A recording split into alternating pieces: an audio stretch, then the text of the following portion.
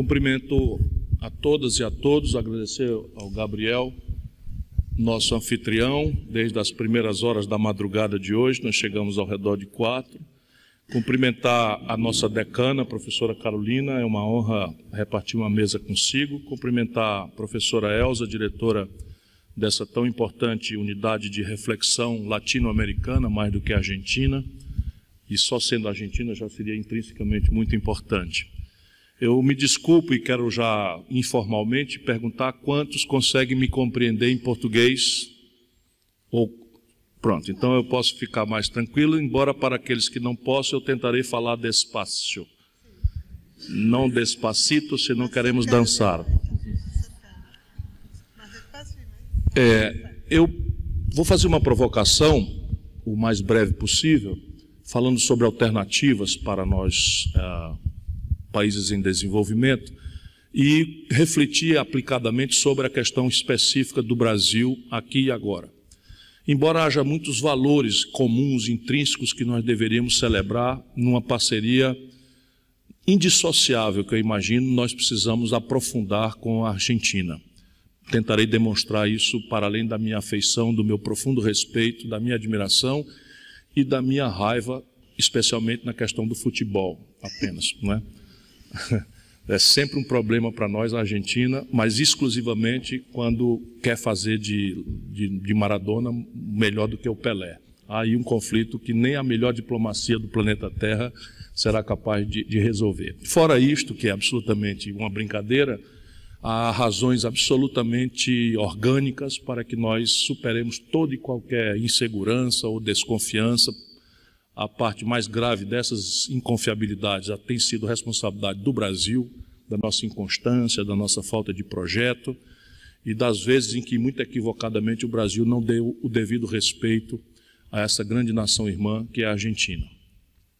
Eu sustento para discutir que as coisas como estão no mundo, e eu começarei do geral para o particular, exigem uma reflexão que naturalmente entenderá o acumulado intelectual, o acumulado científico, o acumulado, vamos dizer, de uma tecnologia de ciência política, de sociologia do mundo. O que eu quero dizer, Karl Marx sempre será Karl Marx, Adam Smith sempre será Adam Smith, Lord Keynes sempre será Lord Keynes, e nós precisamos dominar tudo isso. Mas as coisas aconteceram na humanidade de um jeito tal, e mais recentemente numa velocidade tal, que há que se desenvolver um pensamento autônomo entre nós. Por quê? Porque a globalização, penso eu, para começar a provocar, é uma palavra que não se aplica no prático, a não ser num único dado. A única coisa que eu argumento para a discussão que está globalizada é a informação.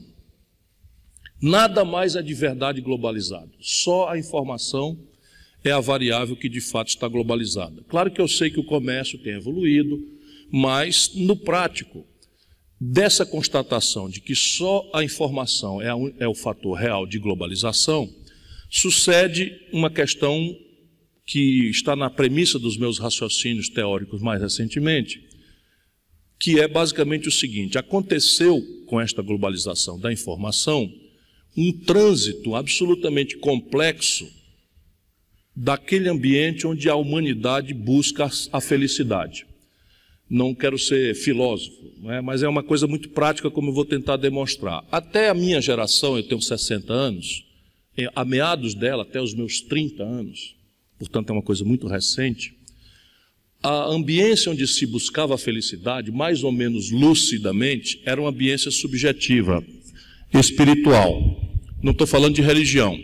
Ser feliz era uma coisa que se buscava no romantismo, na poesia, se buscava na insurgência revolucionária para muitos de nós, na crença absolutamente excitante de que estava na potência do ser humano da década de 60, princípio da década de 70, revogar as estruturas conservadoras, reacionárias todas. Eu amei entrar aqui, porque isso me evoca o meu tempo, né, de universidade, tudo pichado, todo cheio de cartazes, as questões identitárias.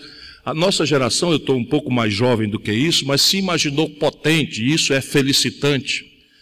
de revogar as estruturas autoritárias todas, no limite até de revogar a estrutura da família judaico-cristã, subverter os limites psicofísicos do cérebro pela, revelou-se depois, gravemente equivocada viagem lisérgica. Enfim, havia uma felicidade. Modernamente, parece que ser feliz é quanto de uma expectativa de consumo dramática e maravilhosamente excitada por uma oferta global, globalmente informada, me perdoe o pleonasmo, quanto desta expectativa de consumo eu dou conta de praticar com a renda exígua que tenho. Até porque quando eu implemento um padrão de renda capaz de sancionar a minha expectativa de consumo, imediatamente essa expectativa de consumo foge para outro patamar mais alto e a frustração é a consequência disso. Penso eu, para discutir, que esse é o grande problema de fundo do momento que a humanidade está vivendo. Por quê? Porque, de um lado, este padrão de consumo será sempre inalcançável para as maiorias populares da humanidade. E um jovem do Rio de Janeiro, de Nova Delhi, de Nairobi, de Cidade do Cabo, ele está induzido a imaginar inconscientemente que ser feliz é acessar um conjunto complexo de elementos simbólicos do êxito social, símbolos de aceitação dele pelos seus grupos, evidência de que ele é uma pessoa de sucesso, e isso tudo é apurado se ele é capaz de portar a camiseta de marca, o tênis de marca, o último smartphone com capacidade de câmera de 12 megapixels e fazer câmera lenta, etc, etc. E ele não tem dinheiro para isso. O resultado prático é que se tenta produzir por venial uma versão falsa deste consumo, desta oferta de consumo, né? Os produtos do contrabando, a gente chama no Brasil pirateados, etc, etc.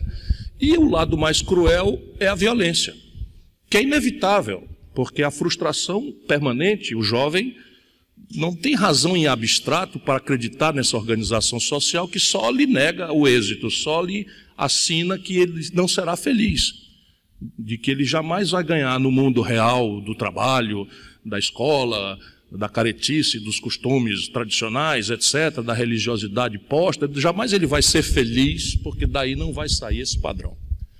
E por que eu não quero dizer que isto é uma digressão filosófica? É porque daí sai uma coisa muito prática. E é que, se ser feliz é acessar um bom, bonito e barato, a grande pergunta é, e este bom, bonito e barato é global a condição de produzi-lo? E aí a resposta, na contramão da ciência ruim, que nos vende, quer dizer, da ideologia ruim que nos venderam como ciência boa, ao longo do mito neoliberal, a resposta é um rotundo e explosivo não. As questões da produção, as questões reais do concreto da economia, seguem sendo dramaticamente nacionais, no máximo são regionais. E isso está regredindo, não está se ampliando. Com as recentes iniciativas do governo do Trump nos Estados Unidos, com o avanço absolutamente vertiginoso da China nesse universo da oferta desse bem e serviço, aspiração de desejo da humanidade globalizada na informação, a humanidade começa a tremer. Então, de um lado, você tem que este padrão de consumo, ele não é acessível, jamais será. Em segundo e contundente razão também para essa insustentabilidade é que esse padrão de consumo mata a terra.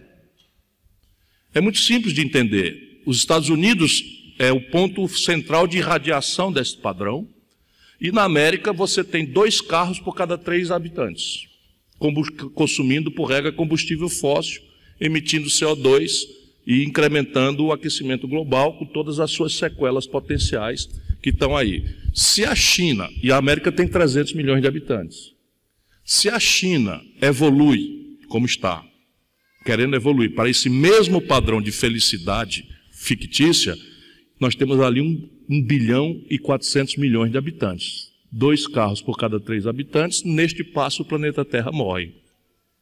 Sem se falar na Índia, sem se falar na Rússia, sem se falar no Brasil, na Argentina e outros países que estamos todos induzidos a evoluir para esse padrão. Mas aqui ainda são grandes questões que talvez as novas gerações é que vão ter que encarar, se a minha geração não for capaz de interromper esse itinerário de tragédia para o qual estamos coletivamente caminhando na humanidade. Mas o prático hoje, a Argentina está vivendo de novo um filme que é velho, deveria ser velho, o Brasil já viveu esse mesmo filme com intensidades mais ou menos variadas, mas basicamente dá para se lecionar sem precisar ser economista. É que as condições de empreender esse bom, bonito e barato, o smartphone, a microeletrônica, o meio de diagnóstico médico, os novos materiais, o pano que não amassa, né? Tudo isso, a química fina dos remédios, tudo isso crescentemente está se confinando à capacidade de produzir por guetos. Nem mais são atributos nacionais. Quando você olha, por exemplo, essa nova economia do conhecimento e os seus elementos icônicos, Apple, Microsoft, Facebook, Google, eles estão confinados, daqui a pouco vai ter que ter um muro dentro da Califórnia, ao redor do Vale do Silício, porque, por exemplo, a revolução ali em matéria de jornada de trabalho, de forma de remuneração, de forma de organizar a produção, de forma de se relacionar com o mundo exterior, já são completamente exóticas à luz da Califórnia, onde há uma gigantesca quantidade de chicanos, eles chamam depreciativamente assim, somos nós, que ouvimos falar que existe um ambiente onde você não precisa acordar cedo, entra na hora que quiser, o lugar do trabalho é um lugar que tem mesa de ping-pong, que tem um solário, que tem sauna, e você vai para lá para fazer sauna, fazer o ping-pong e ter condição para ter um insight que na hora que aparecer será tão extraordinário que vai produzir $1 bilhão, $2 milhões por minuto. Ora, e os padrões salariais, o camarada, um garoto fica milionário, literalmente, ganha $1 milhão, $1 milhão com 25 anos de idade, com 30 anos de idade. Isso não é replicável na América, quanto mais no mundo. E isso também acontece na Alemanha, acontece na Inglaterra, acontece... E aí você tem... Eu fui na Suécia recentemente, e a Suécia tem hoje 1 milhão de imigrantes. Pudera, né? As pessoas estão no Oriente Médio, estão no Mediterrâneo, em conflagração, por uma luta com 1000 componentes, mas o componente central é a cobiça ocidental pelas riquezas práticas deles, e o resultado prático é que as pessoas estão vendo na televisão que tem um lugar ali do outro lado daquele laguinho, que é o Mediterrâneo, sob o ponto de vista global, onde as pessoas ganham $10 mil por mês para ter uma jornada de trabalho de 6 horas, e que ele está topando trabalhar 12 por $1.000, e já acha isso uma iminência do paraíso. E chegam 1 milhão contra 10 milhões de população, desorganizam o estado de bem-estar e começa então a xenofobia, o fascismo, etc., etc., que é o itinerário. O mundo hoje tem 65 milhões de pessoas na condição oficial de refugiados.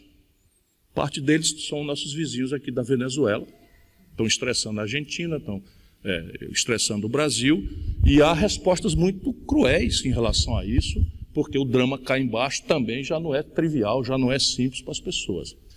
Então, esse modelo não é sustentável por aquelas grandes razões de fundo, mas porque as condições de empreender, e aí eu desço para o prático do nosso dia a dia do Brasil, e eu quis esse ambiente aqui permite que a gente faça esse assentamento dos valores guia de uma concepção de projeto nacional, e é que você tem 3 questões centrais, afora algumas outras tantas questões laterais, que são a característica desse vanguardismo produtivo global.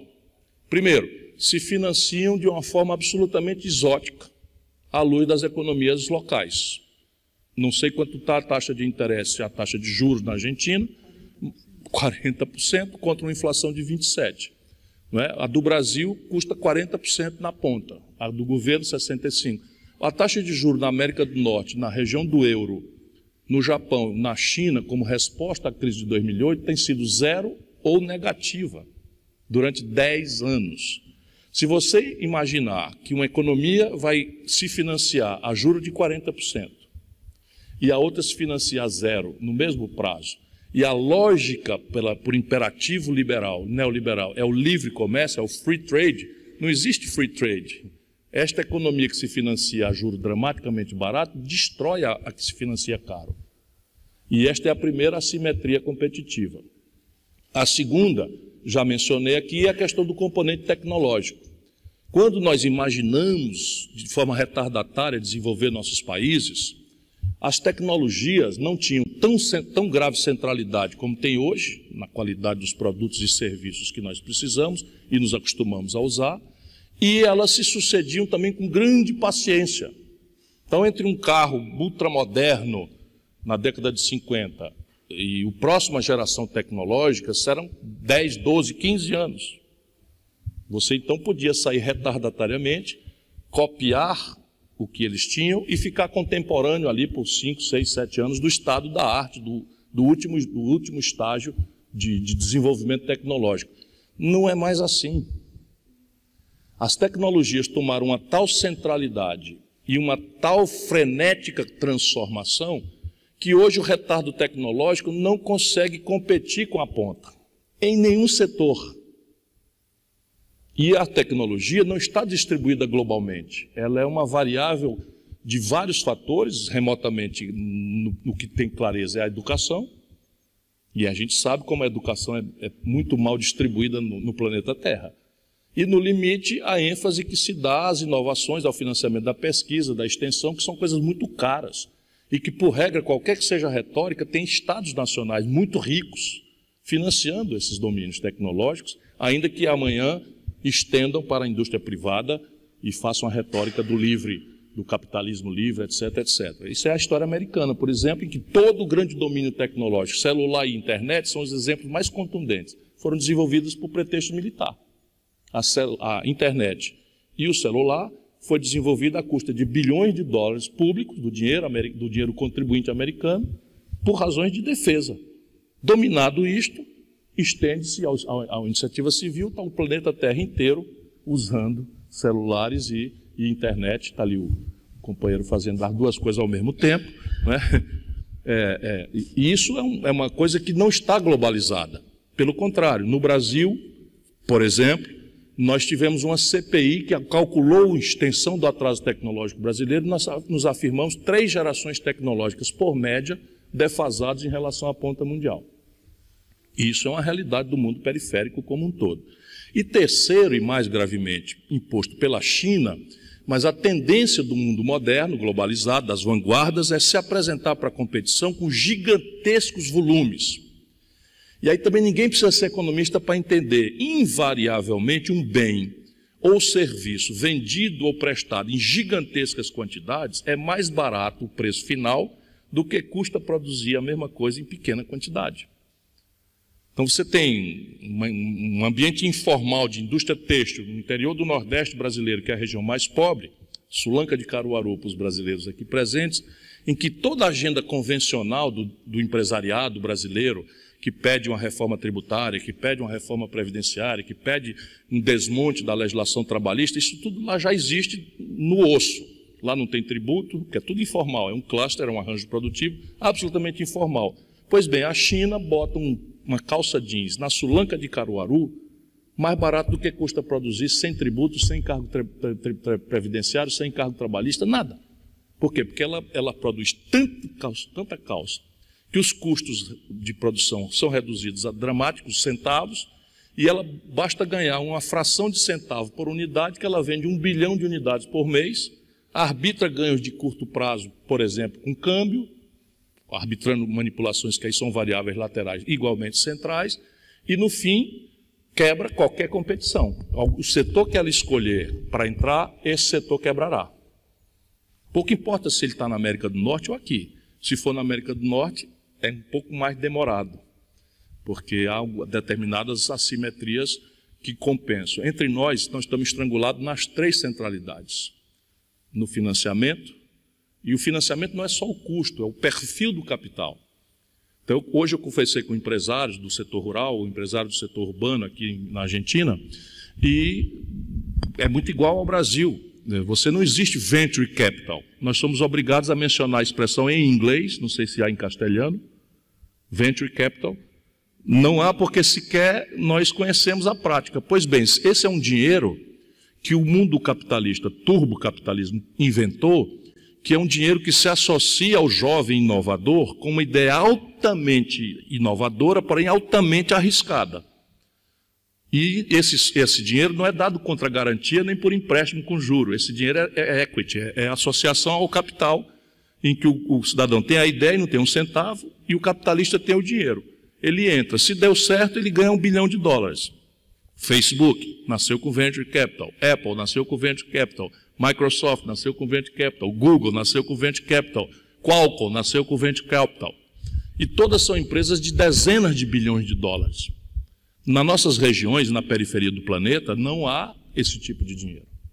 Então você tem as três assimetrias no financiamento, na defasagem tecnológica e na escala, hostilizando a nossa capacidade de competir globalmente. E esta competição arbitrada, por isso que fica utilitária aquela reflexão que parecia filosófica do começo, esta competição assimétrica, arbitrada por um consumidor despolitizado, descuidado, que está buscando ser feliz acessando o bom, bonito e barato sem ter renda para isso. Houston, we have a problem. E essa deveria ser o ponto de partida de uma grande reflexão estratégica de países como a Argentina e como o Brasil, de preferência juntos. E isso me permite, gastando o tempo, né, de vocês com essa digressão, chegar com mais brevidade a uma terapêutica. Ora, se este diagnóstico for verdadeiro, nós precisamos compreender a necessidade de encerrar a ilusão neoliberal, deixar de acreditar de uma vez por todas, e não estou falando isso por mitologia ou paixão ideológica, que eu tenho a minha.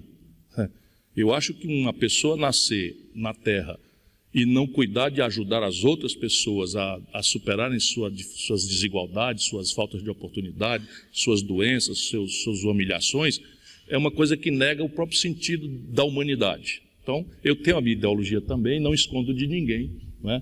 Porém, eu estou fazendo o máximo de esforço para que a gente possa convergir para um setor que tende ao conservadorismo, que replica esta ideologia, porém ainda pensando ilusoriamente de que isto é ciência boa. Eu estive hoje com empresários jovens da Argentina e é igualzinho no Brasil. Mesmo ideário, por regra tiveram a oportunidade de estudar em Chicago, e Marx é Marx, Adam Smith é Adam Smith, só que ninguém em Chicago sabe o que é uma desvalorização de uma moeda nacional de 27% em 6 dias, que aconteceu há poucos dias aqui. Não há um paper de um intelectual sofisticado do MIT, de Harvard, de Oxford ou de Sorbonne, que faça um ensaio pitoresco, teórico pitoresco que seja, sobre o que aconteceria com o euro se por uma razão qualquer ele desvalorizasse 27% em 6 dias. Qual seria o efeito de política monetária, na taxa de inflação, no valor real dos salários? Que tipo de reação o operariado francês ou alemão teria com relação a perder 1/4 do seu poder de compra do dia para a noite, sem que ninguém lhe desse a explicação? Não há esse paper. Eu frequento o circuito universitário internacional há muitos anos. Esse ano mesmo, fui em 43 universidades, e aí fora, Barcelona, Paris, Londres, Oxford, como é o nome lá da outra? Não, lá na Inglaterra. A de baixo. Não, nem Cambridge, a de baixo. Não, eu vou lembrar. Não. Na London School também fui, mas é embaixo, é no sul, é linda, é no mar no Canal da Mancha. Pronto. Tu foi comigo e não lembrou, rapaz? Enfim, foram tantas as universidades e eu faço essa mesma provocação. Entre nós estamos juntos, mas lá eu pego os caras de lá. Então, qual é a consequência? Pardon-me, o que aconteceria com a Libra inglesa se, não me peçam a razão, desvalorizasse 27% em 6 dias? Ou 42% em 3 meses, como aconteceu no Brasil recentemente? Qual é o efeito disso na inflação, na política monetária e no efeito fiscal disso? Ninguém sabe o que é isso. Portanto, nós estamos sós, intelectualmente falando, e temos que pegar todo o equipamento que eles têm e pôr um olhar nosso, autônomo, rebelde, não é? Para que a gente explique a realidade nossa e não tente amoldar a nossa realidade a uma ciência que não a explica, que é um problema metodológico grave dos jovens que na nossa região estão indo para os Estados Unidos e para a Europa estudar, voltam brilhantes, mas absolutamente alienados da compreensão dialética do nosso entorno real. E aí faltam operadores, até para compreender os problemas. Isto posto, então, se for verdade o diagnóstico, me parece que a resposta é a nos livrarmos da ilusão neoliberal e nos darmos ao trabalho de construir uma versão moderna ou pós-moderna daquilo que no passado se convencionou chamar, no nosso nacional desenvolvimentismo, Projeto Nacional de Desenvolvimento. Isso aqui tem que ser reciclado completamente. Primeiro, projeto supõe a desilusão com o laissez-faire, a ideia de que o espontaneísmo individual dos mercados vão nos acudir e resolver essa contradição não vai acontecer. Para mim, não é difícil abrir um parênteses nesse momento da reflexão e dizer: nada tenho contra a iniciativa privada. Eu não participo de uma esquerda ortodoxa que um dia teve a ilusão do monopólio estatal dos meios de produção. Eu sou crítico disso, já li tudo, já fui visitar, já olhei, e eu compreendo que a livre iniciativa, a livre iniciativa, o mercado, é um fator muito importante para impulsionar o progresso humano. Fecha parênteses. Isso dito, é claro que o mercado não tem capacidade de promover desenvolvimento. Desenvolvimento é outro assunto. É claro que o mercado, deixado livre, vai produzir inequidade, concentração de renda e disrupturas cíclicas. Tanto mais em escala na divisão internacional do trabalho, que está nos estressando concretamente. Nosso povo, para ser feliz, aspira um padrão de consumo referido à eletroeletrônica, microeletrônica, a meios de diagnóstico médico de ponta, a novos materiais, a supercondutores. Nós não sabemos produzir e estamos sendo empurrados pelo mundo na divisão internacional do trabalho egoísta que os centros dinâmicos estão nos impondo, a produção de commodities baratas. Ainda que fossem commodities por uma razão de segurança alimentar pagas devidamente, não são. Daí, mais gravemente, a importância de um país como o Brasil se aproximar da Argentina. E eu brinquei hoje com ele: nós precisamos evoluir, vão mandar me matar antes de eu assumir a presidência no Brasil. Nós precisamos criar uma OPEP dos alimentos, uma OPEP da proteína, né? Porque não é razoável. Mas, de qualquer forma, esqueçamos a ilusão de que celular, química fina, novos materiais, informática, eletroeletrônica vai ser pago com carne, soja, milho, minério de ferro bruto, in natura, petróleo bruto. Não, essa conta não fecha. Ciclicamente, elas sobem de preço e nos dão uma ilusão consumista, e aí a felicidade vai lá num certo alto, e quando a gente pensa que agora vai, mandam segurar na brocha e tiram a escada e a gente cai. Aconteceu agora na Argentina, aconteceu com o Brasil com a Dilma, já tinha acontecido lá atrás com o Fernando Henrique, e é sempre o mesmo filme, né? Uma aspiração de consumo que agrava as importações, e o balanço de pagamentos do país se desequilibra e você desvaloriza a moeda para poder tirar do consumo a população que emergiu por algum momento espasmódico de melhoria da capacidade de consumir, seja por políticas públicas de salário mínimo, seja porque as commodities subiram de preço e há um certo conforto consumista não sustentável. Isso, na prática, importa em algumas questões. Paradigmas de desenvolvimento. Parece, para discutir e vou terminar, que 3 questões são essenciais, pouco importa a institucionalidade e a retórica. Parece que o que sustenta desenvolvimento são 3 fatores por detrás da Babel institucional em que o mundo se reparte, das línguas as mais incompreensíveis, etc, etc. Primeiro, o que sustenta desenvolvimento é o capital que se faz em casa. Ou, em outras leituras, é absolutamente vã a ilusão, eu não tenho nenhum direito de dar palpite na questão argentina, vou falar do Brasil, mas aproveitem essa lição os argentinos, é absolutamente vã a crença de que Fundo Monetário Internacional e que se comportar como bom moço internacional vai nos salvar da tragédia da despoupança. O dinheiro dos outros não sustenta desenvolvimento. Nunca aconteceu na história da humanidade nenhum precedente, nem umzinho. Nem na história, nem na atual geografia do mundo. Para não tomar descuido, porque toda vida que se diz nunca é sempre um perigo para acadêmico especialmente, o único país do mundo que sustenta seu desenvolvimento sem poupança doméstica é a América do Norte. Por quê? Para eles o conceito de poupança e só para eles é pintar papel de verde e emiti-lo contra o PIB global, porque é a única moeda que se refere à reserva de valor para a China, para o Brasil, para a Coreia do Norte. Não se duvidar, a Coreia do Norte tem suas reservas em dólar. Em toda a retórica de beligerância, é a única reserva de valor em termos de troca internacional. Salvo isso, que é intransplantável, nenhum país sustenta desenvolvimento sem formação bruta de capital dentro de casa. E, de novo, tarefas políticas. Ao contrário do mito neoliberal, o nível de poupança de uma sociedade não é a obra fatalista do acaso. É consequência de arranjos institucionais que a política, e só ela faz ou deixa de fazer.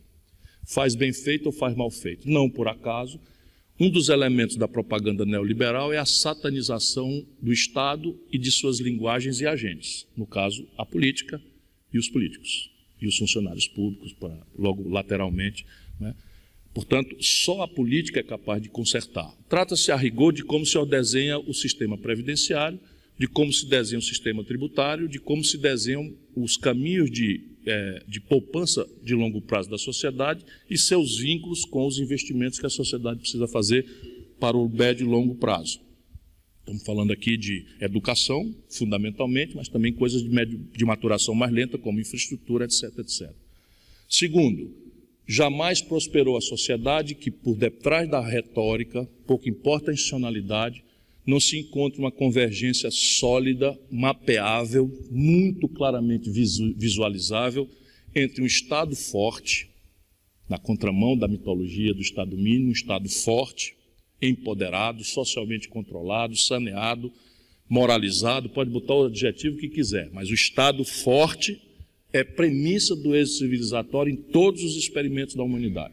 Associada a uma iniciativa privada convergente com a estratégia consensada ou hegemonizada politicamente de desenvolvimento e com uma academia imediatamente preocupada em, com toda agilidade, produzir as respostas técnico-científicas do desafio do progresso humano, comunidade a comunidade.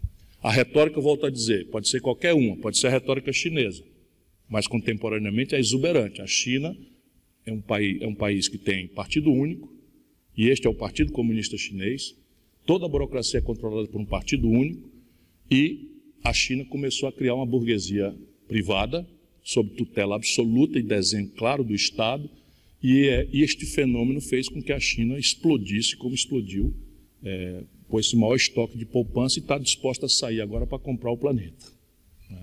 E evidentemente que, se deixarmos, a China vai transformar o resto do mundo em provedor de commodities baratas, para que ele seja a maior potência industrial do mundo dentro de 10, 20 anos. Os americanos, percebendo isso, já começaram essa tensão grave, e começa com escaramuças de natureza comercial, mas, vou usar aqui uma expressão muito brasileira, Deus é quem sabe onde isso pode dar, se a humanidade não mudar de caminho. Terceiro, jamais prosperou qualquer nação em que você não encontre, ou historicamente, de forma crônica, os ingleses a partir do século XIII, ou agudamente, os coreanos mais recentemente, um investimento ingente. Não há desenvolvimento com populações analfabetas, semiletradas, ou com paradigmas pedagógicos fordistas amarrados numa decoreba, compreende o que é decoreba? Né? Do século XIX, do século XX, meados do século XX. Isso é lixo em tempos de Google. Então, você imagina um garoto com 16 anos, 15 anos, ter que tomar banho, pentear o cabelo, botar um uniforme, tomar o ônibus e chegar numa escola para dizer que Juan Domingo Perón é um grande argentino para uns, para outros é uma pessoa muito polêmica e não sei o que. Eu fico em casa, não tomo banho, não pintei o cabelo, bato no Google, ele me diz tudo, ainda me mostra fotografia, filminho, me mostra os restos mortais, me diz quem são os pais dele, onde ele nasceu, quais foram as influências que ele teve, tudo em casa de forma muito prazerosa. E este é um desafio. E a Argentina está há 10 anos-luz na frente do Brasil, por exemplo. A Argentina tem o dobro da escolarização brasileira. Então, se eu brinco no futebol, é para esconder a minha humildade de estar aqui diante do país mais escolarizado da América Latina. Né? E o Brasil está muito longe disso. Nós, no Brasil, damos matrícula, isso é um fenômeno relativamente recente, a 21% dos jovens de 18 a 25 anos no ensino superior. Isso é um mero juízo quantitativo. Quando nós vamos olhar a qualidade desse ensino, especialmente a expansão privada, com as exceções de praxe, dá vontade de chorar. Dá vontade de chorar. A Colômbia dá matrícula a 42%. Aqui eu não tenho o dado da Argentina, mas por certo é mais ou menos nesse limite o dobro do Brasil, só para termos clareza. Isso são as tarefas de fundo e eu termino com as tarefas da transição, porque dialeticamente não se vai ao paraíso sem o purgatório antes, né? Pelo menos na nossa convicção comum cristão, judaico-cristã. O Brasil, nesse momento, está proibido de crescer por 3 fatores, e eles são os 3 fatores que nós precisamos mexer para virar o jogo, para começar a virar o jogo em direção àquela equipotência das condições de êxito civilizatório. Primeiro, o explosivo endividamento das famílias e das empresas. Nesse momento, no Brasil, nós temos uma instituição privada que classifica o crédito das pessoas. Não sei se há aqui na Argentina uma instituição parecida, mas é uma instituição privada que comunica ao mercado que eu, ou ele, ou ela, estamos inadimplentes com as nossas contas. Chama-se Serasa. Aqui tem. Pois bem, o Brasil tem 60 milhões de pessoas com o nome DEC ativado hoje. 60 milhões de pessoas. Imaginando que crianças não têm crédito, porque não tem personalidade jurídica, nós estamos falando praticamente de 80% da população economicamente ativa, com o nome negativado no SPC. E o Brasil tem 85% das transações financeiras concentradas em 5 bancos. 5 bancos. E o juro, na ponta, é de 41%. Nenhuma atividade econômica do mundo real remunera isso. Portanto, o mercado não vai resolver essa equação. É preciso tomar providências numa relação de Estado com iniciativa privada. As empresas estão devendo, nesse momento, no Brasil, 2 trilhões de reais. 600 bilhões de reais, dos quais estão caminhando com muita aceleração para crédito de recuperação duvidosa no balanço dos bancos. Antes disso, os bancos estão completamente retraídos e, ao fazerem, agravam a crise de crédito que está. Então, pelo consumo das famílias e pelo investimento das empresas, não há desenvolvimento, retomada de desenvolvimento possível. O Brasil está com um colapso fiscal, que vai se agravar também na Argentina, inédito.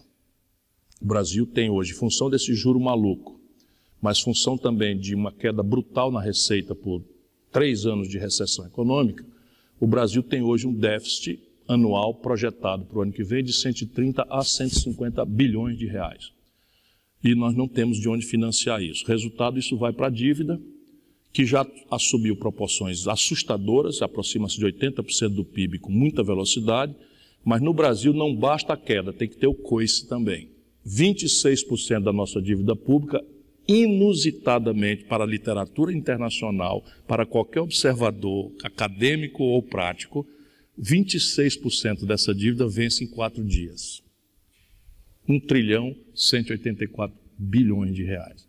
Não há fluxo fiscal imaginável que encare esse fluxo. E aí você tem um esforço, um excesso de mecanismo de tutela da democracia a partir de meia dúzia de barões do setor financeiro que ficam em jantares, 5 pessoas, determinando, ainda agora o câmbio depreciou no Brasil, botar a culpa na minha possível eleição. Ato contínuo, isso foi ontem. Ontem eu era culpado do real estar se desvalorizando porque estou evoluindo nas pesquisas. E o que é que esse grupo de plutocratas queria? Queria que o governo viesse em socorro deles com dinheiro público, como sempre. Bota um nome pomposo, lá se chama swap cambial.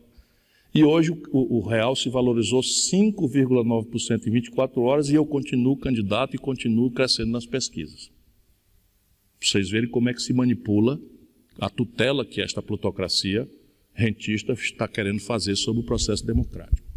Segundo, quer dizer, então a questão fiscal. E terceiro, qualquer crescimento que um país como a Argentina, que um país como o Brasil experimentar, imediatamente a plataforma de importados, por tudo quanto eu descrevi aqui no começo, expande, o balanço de pagamentos tem uma tensão e há uma pressão de desvalorizar a moeda e o resto do filme nós já conhecemos.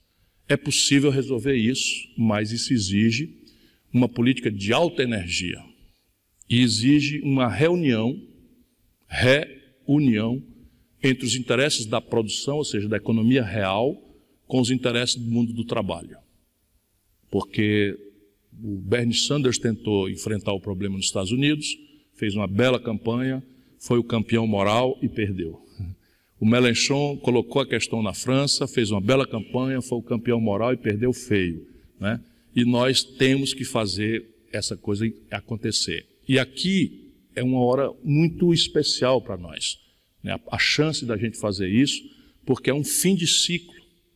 Embora na Argentina haja uma recrudescência eleitoral da crença neoliberal, o próprio Macri, o presidente Macri, não estou aqui como acadêmico, eu tenho que me comportar mais, né, como possível candidato de um país vizinho, então eu não me meto em assuntos domésticos de país nenhum.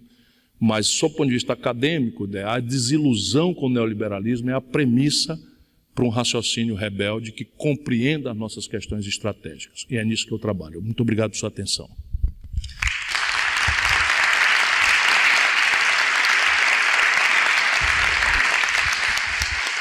Bueno, muchísimas gracias. Y vamos a pasar ahora a algunas preguntas del público. Tenemos por ahí. ¿Hay un micrófono? Sí. Bom, boa noite. Meu nome é Vitor, eu sou de Campinas, São Paulo. Campinas. Isso. E eu queria saber, Ciro, em questão das universidades brasileiras. Eu estudei na Universidade Federal do Pampa, que veio em 2006 do governo Lula, das expansões de Santa Maria de Pelotas, e também como que você vai fazer, então, para melhorar, já que você trouxe os dados aí preocupantes, e também do Mercosul. Como que a gente vai fortalecer mais o Mercosul? Obrigado. O Brasil,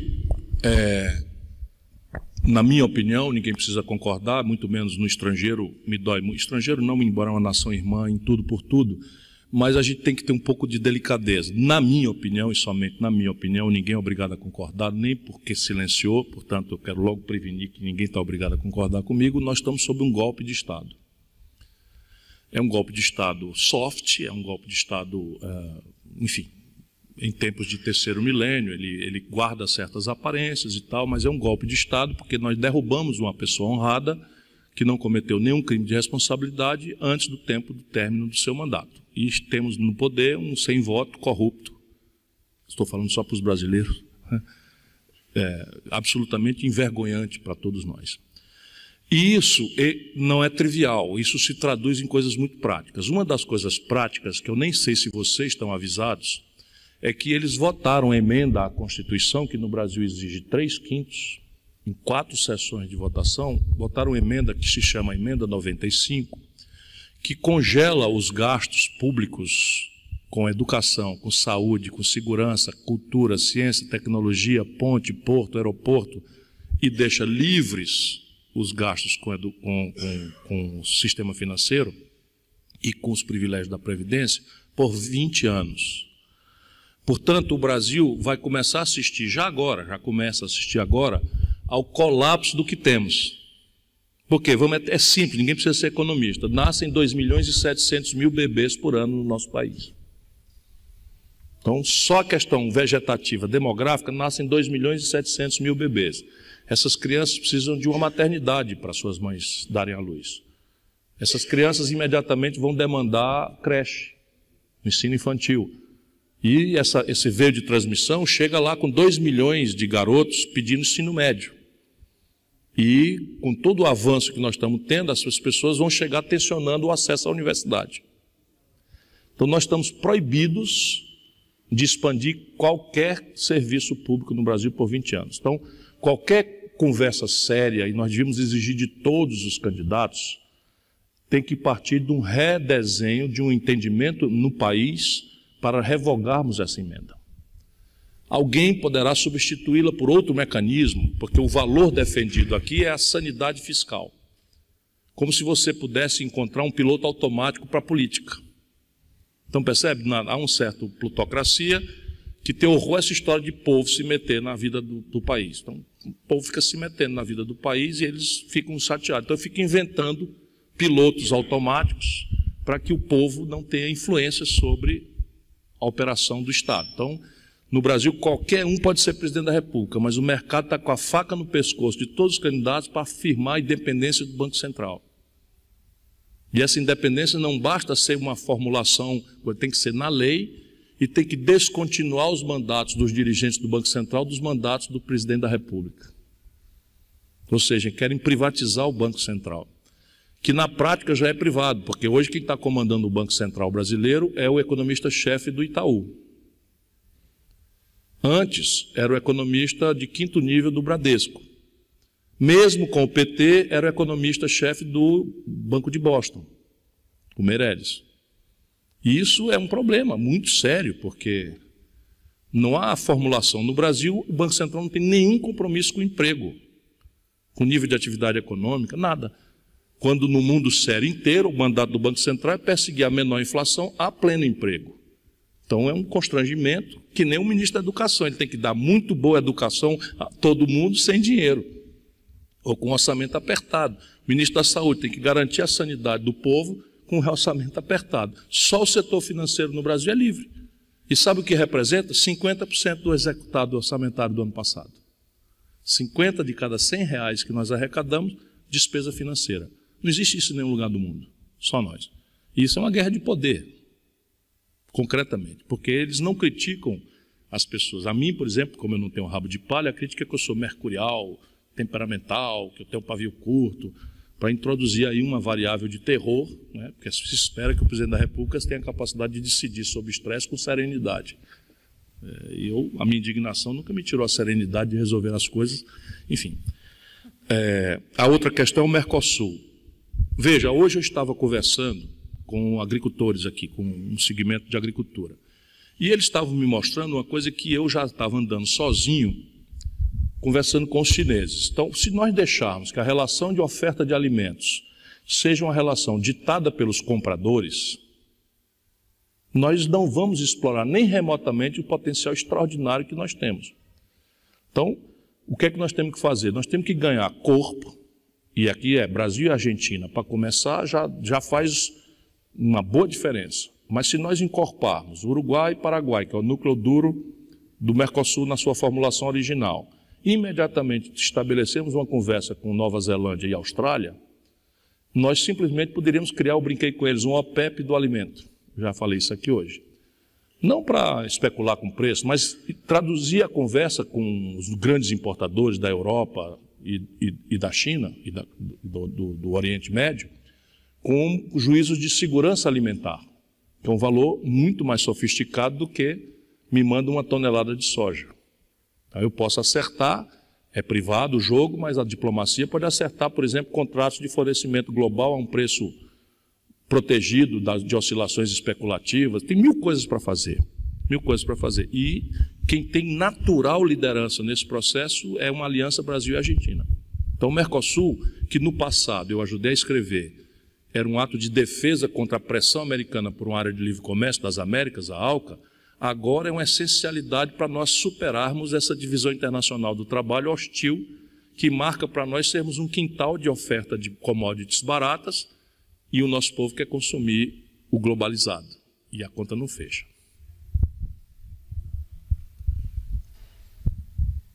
Antes de seguir con las preguntas, quiero agradecer la presencia también de nuestra vicedecana, Ana Catalano, que está por aquí. Después, si pudo llegar un poquito más tarde, después la vamos a presentar personalmente. Muchas gracias, Ana. Continuamos con las preguntas.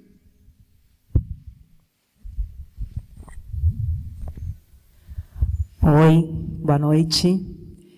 Eu sou de Minas Gerais, Denise, e assim, a minha pergunta tem a ver muito com o social. Sou mulher, negra, ligeira, vim de uma comunidade muito pobre lá de Minas Gerais. Vale do Jequitinhonha, Mucuri? Não, a minha família veio sim do norte, mas hoje a gente mora em Contagem. A maioria, que é aí vizinho de Belo Horizonte, né? E nada, é uma família militante, né? A minha avó fundou várias creches lá na década dos 80 e tal. E essa PEC, essa emenda 95, para a gente que é afrodescendente, que é negro lá no Brasil, a maioria dos negros não tem acesso à escola e quando tem acesso, estuda menos que uma pessoa branca. Isso já com as políticas, né, de um governo progressista que possibilitou a entrada de algumas pessoas afrodescendentes à universidade e tal. ainda assim somos a minoria, né? E recém terminei o meu mestrado na UBA, fui a primeira pessoa na UBA a tornar mestre negra, né, assim, na área da antropologia social política. E a minha pergunta... Obrigada. É um caminho que a gente traça e não é fácil, a gente luta muito para chegar. E me preocupa muito essa realidade da violência contra o povo negro, contra a comunidade LGBTIQ, né? Contra as mulheres negras. O mapa da violência não me deixa mentir, o último mapa é terrível. Também fico preocupada com a questão das pessoas que lutam pelos direitos humanos, né? Brasil e Colômbia são os países que mais matam pessoas que lutam pelos direitos humanos, ou seja, que lutam por essas pessoas como eu, né? Iguais a mim. E tá aí o caso de Marielle Franco, né? Que foi uma pessoa que conseguiu aceder a algum poder, uma mulher negra, lésbica, né? Que é lesbiana, pobre, né, que logrou aceder lutando em prol da comunidade negra, né, e também em prol da comunidade gay e tal. A minha pergunta é qual que é a sua proposta com relação à segurança, né, e com relação a essa questão da educação e do bem-estar da população afrodescendente. Eu não sei se eu poderia falar de um pagamento de uma dívida histórica, não sei se essa dívida vai ser paga algum dia na minha existência, né? Eu não sei, porque é uma dívida de muitos anos, são 500 anos. O Brasil foi o último país da América Latina a abolir, e mesmo assim, do Ocidente, né? E também gostaria de saber se o senhor tem intenção, remota que seja, o senhor falou aí do BBB, né? Bom, bonito, barato. Eu queria saber se o senhor tem intenção de fazer alguma coligação com a bancada BBB do boi, da Bíblia e da bala. Né? Porque me interessa saber, porque o futuro candidato, para mim, deve ter esse lado social bem apontado. Diante de um país que tem 54% de uma população negra, e consideravelmente são eleitores, né? A maioria são. E também gostaria de saber se no seu futuro mandato, se você ganha, né? Se você tem no seu corpo político algum ministro negro, alguma mulher. Para mim é importante marcar essa diversidade também no seu futuro, né, se você for eleito na sua equipe de trabalho. Bom, o seu questionamento é o questionamento que basicamente consulta o meu projeto. Então eu não vou ter tempo, nem peço desculpa, não serei necessariamente profundo em assuntos que são complexos, mas eu vou fazer algumas pontuações assim muito seguras do meu ponto de vista. O Projeto Nacional de Desenvolvimento que eu advogo recupera a ideia de planejamento, coordenação, supervisão, avaliação, controle, objetivos nacionais permanentes, objetivos, vamos dizer, setoriais, quem faz o quê, quanto custa e qual é o prazo praticável para que aquilo seja feito. Na prática é o seguinte, eu estou desafiando a minha equipe, que são muitas pessoas, tem mulheres negras e, enfim, eu quero que haja um lugar de fala, uma questão de simbólica. Isso é importante num país como o nosso, para todos esses cortes. Mas o que é que eu digo para a minha equipe? Nós precisamos ter um objetivo audacioso. Então, o meu vou estressar vocês, o Brasil deveria assumir a tarefa de ser uma França, sob o ponto de vista de indicadores socioeconômicos, em 50 anos. É muito, é pouco? Vamos lá, modestamente ou audaciosamente, eu não vou deixar por menos, eu quero que o meu país tenha indicadores socioeconômicos equivalentes ao da França, podia ser da Espanha, da Itália, um desses países de desenvolvimento avançado, de índice de desenvolvimento humano avançado, do Mediterrâneo, mais ou menos e tal, em 50 anos. Então vamos lá, qual é o indicador de mortalidade materno-infantil da França hoje? Qual é o do Brasil? Como nós saímos daqui para lá? Quais são as metas decenais ou quinquenais?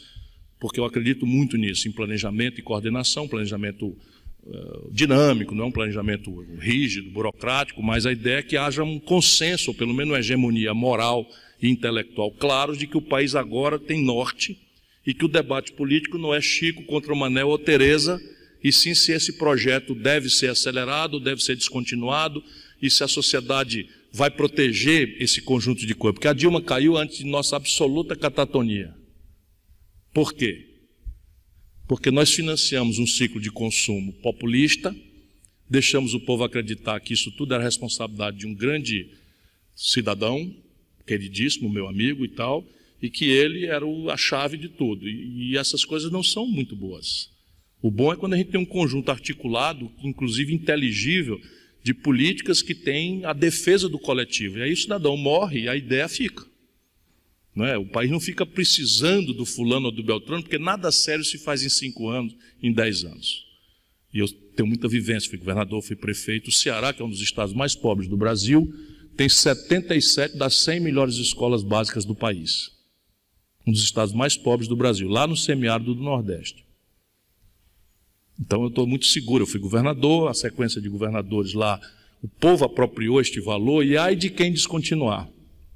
E criou-se uma emulação entre as escolas, porque nós criamos um conjunto de inovações em que a melhor escola é chamada a associar suas melhores práticas à pior escola do Estado. Então a melhor escola é imediatamente chamada a assumir e contaminar com as suas boas práticas a pior escola. E com isso nós estamos começando a fazer crescer a rede toda. 77 das 100 melhores escolas do Brasil não estão em São Paulo, estão no Ceará. Só para dar um exemplo prático, porque o discurso político anda, com razão, muito desmoralizado. E aí, se nós queremos fazer isso, nós temos que ter clareza. O objetivo estratégico do Brasil, se depender da minha convicção, é enfrentar e superar a miséria e a desigualdade.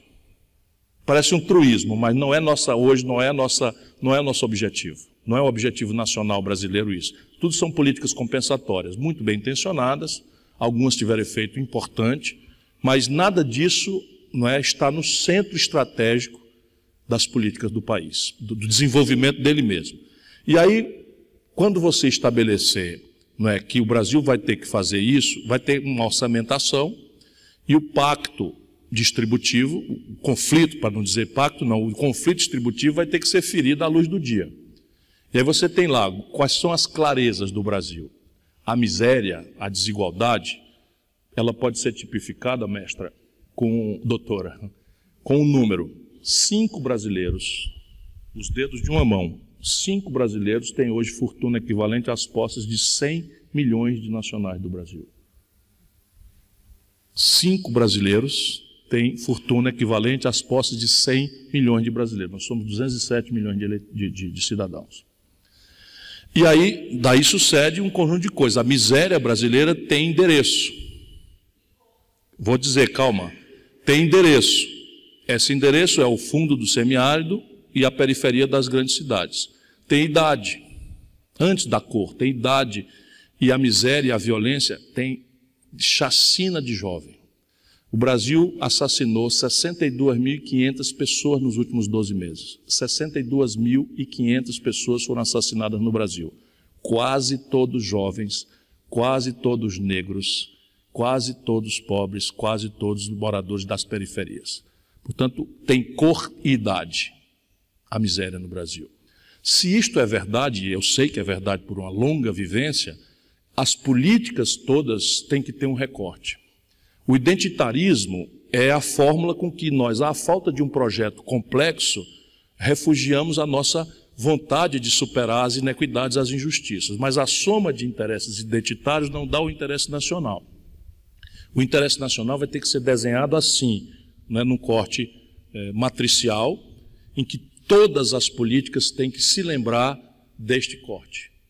Mulher negra, mulheres brasileiras ganham 76% do homem pela mesma jornada de trabalho e pelo mesmo trabalho. A mesma jornada. E isso está em discussão. E candidatos A dizendo despoderadamente que isso é razoável. E ainda dizem por quê? Porque a mulher engravida. Não estou inventando nem fazendo intriga contra adversário nenhum, por agora não direi quem é aqui. Mas é preciso, não precisa também. Mas diz e lidera as pesquisas. Percebe? Então, isto é o que tem que ser feito. Mas, fundamentalmente, o Projeto Nacional de Desenvolvimento Brasileiro tem que tomar algumas decisões. Todas essas causas, elas são mais ou menos difíceis de acelerar a superação delas em ambiente de crescimento econômico e de distribuição de renda do que em ambiente de estagnação econômica e concentração de renda. Eu tenho tentado dizer isso. Eu tenho uma turma, por exemplo, Zona Sul do Rio de Janeiro, meus amigos artistas. Meus amigos artistas perderam a ilusão das questões gerais, são todas pessoas maravilhosas, todas solidárias, todas e tal. Então exacerbam as questões identitárias. Eu recentemente uma reunião na casa do Caetano Veloso. Pense no sofrimento. Eu dizia, pessoal, eu preciso ganhar a eleição. Eu não sou candidato a guru de costumes. Porque a questão central lá era a descriminalização das drogas. E sim, eu não tenho nenhuma dificuldade de entender essas coisas. Só que eu sei que o meu país é católico, crescentemente neopentecostal.